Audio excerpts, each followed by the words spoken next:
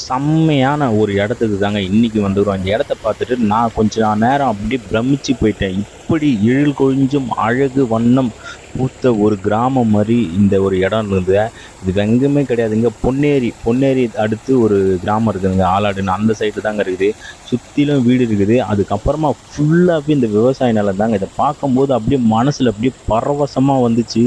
அப்படியே ஒரு வீடியோ எடுத்துக்கலாம்னு எடுத்துக்கிட்டேன். இந்த ஈவினிங் வியூ பாருங்கள், அப்படி பயங்கரமாக இருக்குது.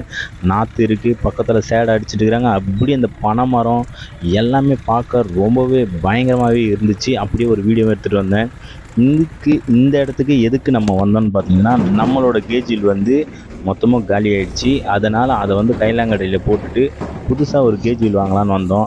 புதுசு வந்து ரொம்பவே விலை சொல்கிறாங்க. அதனால் நம்மக்கிட்ட தெரிஞ்ச ஒரு அண்ணன் அது நிற்குது பார்த்தீங்களா, அந்த கேஜில் தான் வாங்கியிருக்கோம். மொத்தம் 18,000 சொன்னார். அவர் வந்து யூஸே பண்ணல, வாங்கினதுலேருந்து அப்படியே தான் இருந்திருக்கு. அவர் ரொட்டவேட்டர் வாங்கிட்டாருங்க. ரொட்டவேட்டரை போட்டால் இது தேவைப்படாது. அதனால் நம்ம இப்போ காசு கொடுத்து வாங்கிக்கிறோம்.